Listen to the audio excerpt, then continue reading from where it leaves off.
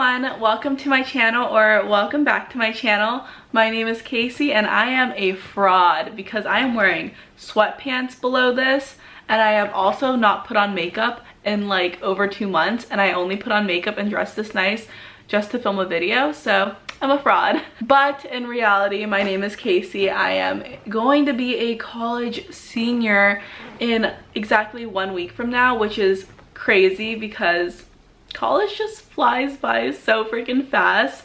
So I recommend you all to cherish every moment, seriously. But today's video is a little different. It is a sit down video, and I have asked my guy friends and acquaintances questions they are too afraid to ask girls, and I will be answering these questions. Now, to preface, I am just one female, so my opinion is not the opinion of all the billions of females in the world. So yeah. But if you are a girl watching this video and you have a different opinion on a certain question, please comment it below because I love hearing different people's aspects and thoughts on certain questions. So let's get started. I wrote everything in this notebook because I'm organized. Question 1, what is a deal breaker when it comes to guys? And for me personally, I would say it's laziness within career, school, and working out, just because those 3 things are so important to me, and I would love to have someone who shares the same values as me. But yeah, I would say laziness overall for me is unattractive, just because I'm a go person. I always have to be doing something. Also, I would say cockiness, because there is a distinction between cockiness and confidence, because cockiness is unattractive. Cockiness is very egotistical and you're just full of yourself, you know? But confidence is how you hold yourself and are comfortable with who you are, and I find confidence attractive. So that's just my deal breakers. Is it better for guys to be aggressive or slow when you first start talking? I would say it depends on the girl, but overall, I would say definitely talk slow at first and get to know the girl and how she is, you know, her vibes and her personality. And if she seems like the type of girl, or she makes a comment that's aggressive, I don't know what that means, then go for it. But when you first start talking, definitely get to know the girl slowly first. And I would say no girl likes having sit on my face in her DMs. Maybe you do. Me personally, I don't like that. So keep it slow at first and then get to know her and read her, you know? Just read her. And also read books. English major. What impresses girls the most? And again, all girls are different, but I am always impressed when someone is genuinely nice and generous with everybody. Just their family, their friends, strangers. It's really hard to find genuinely nice people in cities, because I feel like when you're in a city, there's a mentality of you're in it for yourself, and it's kind of hard to find people who are very genuine and generous and nice. And when I do find those people, it's just impressive and they're just good people, and I just find that attractive. So yeah, that's just what impresses me. So other things that girls can be impressed by is how many reps you can do with like 200. That is impressive, but I'm just like, I won't stroke a guy's ego because of it. Question 4. A lot of guys actually ask this because, yeah, I don't know, I guess they're curious. Is it rude asking about a girl's weight or body count? And I think it could be rude or seen as rude asking anybody, female, male, their weight, because you don't know where someone is with their self-image and their body positivity radar, you know? I don't know what I'm saying. But you don't know where somebody is in their journey with their body, so weight can be a touchy issue for some. For me personally, if a guy or a girl or whoever asks my weight, I will tell them because I am at a point where I'm very comfortable and confident with my body. So if you ask, I'll tell you. If you comment below, I'll tell you. But as for body count, I feel like society, you know, it's gotten a lot better, but when a guy has a high body count, it's kind of applauded for, but when a girl does, she's seen as like a slut. So I think body count doesn't even matter, like, to be honest, for me personally. So don't even ask, because it is seen as rude, because it's just insinuating something that shouldn't even matter, you know, in my opinion. Nice guys or fuckboys? And I am not the right person to ask this question, because there's something about the fuckboy personality that you just like want to break down and like break them. Okay, for me personally, I feel like I typically like talking to fuckboys just because it's fun to mess with them. Like, I definitely wouldn't hook up with like a fuckboy unless he's like really attractive, but there's something about their personalities that you just want to like mess with. I don't know, that's just like my evil side coming out.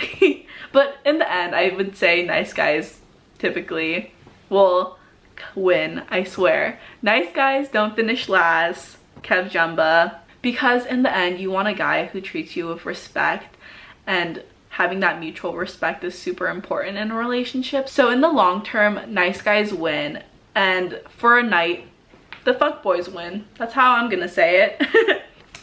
If ghosted, what should guys do to reach out again? And I am guilty as charged for ghosting guys, just because if you're boring or if you just text me WYD, peace out, because that is just not it, you know? I feel like any girl who gets WYD at like 1 a.m. is just like, ugh. But if you do want to reach out to a girl who has ghosted you, I would say if you follow her on social media like Instagram, or if you have her on Snapchat and she posts a story that looks interesting, then comment on the story, do a little swipey up or message on Instagram and like make a comment about it, and if she replies to that comment, then strike up conversation. But if you don't have her on social media and you guys were texting for a little while before she ghosted you and she told you like a fun fact or something she's into, I would reach out and ask a question about her interests or something. Let's say that she's into skiing or something, and you like learned that she's into skiing. I would text her and be like, hey, I have an upcoming ski trip. What are some great slopes to hit up? Like something like that, so it's like casual, and then you could go into normal conversation after that. I would say that's the move. Is it okay to pick up girls in public, grocery store, beach, etc.?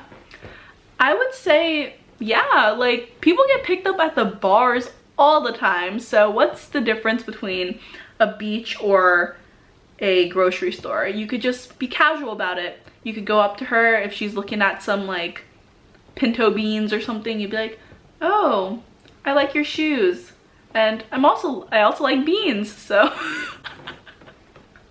that's like the worst example, but just striking up casual conversation like, hey, what beans do you recommend? Or if you're at the beach and she's with her friends, you could ask them to join a game of volleyball or something. Just make it casual and sweet, and then get her number after like the conversation or something. So it's totally fine. Is it okay to compliment strangers? And yes, I am the CEO of complimenting strangers. I will see people on the street wearing a cool jacket and I would be like, hey dude, sick jacket. But that's just my personality because I'm very extroverted. But definitely, who doesn't like compliments? But there's a difference between catcalling and compliments. Catcalling, do not do it. Do not say, hey yo ma, your ass looking fine. No, give a nice compliment.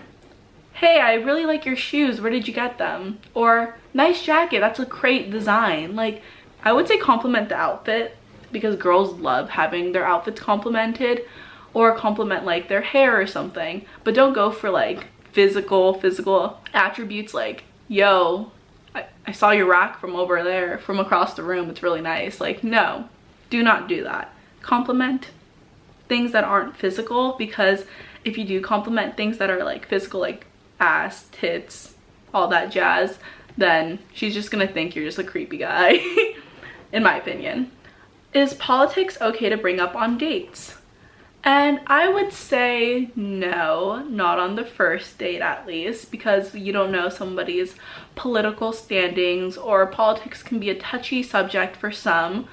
Definitely get to know the person on different levels before bringing politics into the mix, because politics always start up fights, they start up wars, and you don't want to ruin something that could happen, like a budding relationship, because of politics.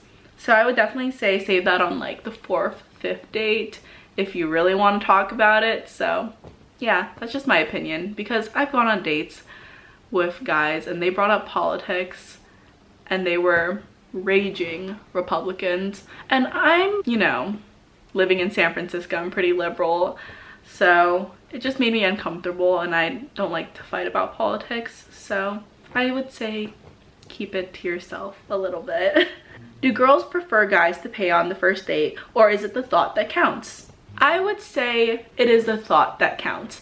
If a guy pulls out his wallet, that gesture alone is like, wow, he's going to pay. But for me, I'll just always pretty much ask to split the check, because I'm very uncomfortable when people pay for me. It's just a cultural thing among a lot of Asian cultures. So he can pay for the first date, and it is a very sweet thought. But for me personally, independent woman, they don't have to pay on every date. Like, I will take the check one time and we can split the check another time. I don't know why it's a huge stigma for guys to pay on the first date, just because we live in 2020. Like, girls are freaking independent, strong females, and we could split a fucking check. Like, pardon my French, but it's not the biggest deal to me. What are the parameters for the friend zone? And I would say if a girl calls you her brother or big brother or little brother, you are definitely in the friend zone, because nobody wants to fuck their brother. Other than that, I would say anything goes, because I have had friends who were besties with their guy friends, like told them everything about other guys, about like their sex lives and everything like that, and they ended up dating. So if she just calls you her brother, then you're in the friend zone. Sorry, bud. If you were a CEO, would you only hire women or also men? And I love this question, because I totally see myself being a CEO of something in the future. Maybe my own company. You never know. I have big dreams. But if I was a CEO, I would definitely hire both women and men, because if a man has the qualifications for the position and a great personality and can fit the work environment, I don't see why I wouldn't hire him. But I definitely see the benefits of a all-female work environment. It's just very empowering, and I've been in one before, so I definitely see the positives of that. But for me personally, I would hire both men and women if they're qualified for the job. So yeah, it would just benefit the company. Like, you do what you can to benefit the company. And last question, it's kind of funny. Are frat stars cool? And I would say they are totally not. I mean, some frat guys are cool, some aren't. It's just their personality. I wouldn't say all frat stars are cool, but I know they get a bad rep for being fuckboys and dumbasses, which I know a lot of intelligent frat guys, so I wouldn't throw them in the trash just because they're in a frat, because a lot of them are hardworking guys and a lot of them are also dumbasses. So it depends on the guy. I wouldn't write them off just because they're in a frat. It's all just based on opinions. So those are my opinions. Those are all the questions I have for this time. If you enjoyed the video or found it entertaining, please like, comment, and subscribe, and let me know if you want more videos like this, because I just like sitting down and talking to a camera, mainly because it's quarantine and I'm kind of lonely, so talking to myself is kind of comforting in a way. Thank you for watching this video, and I hope to see you guys next time. Bye!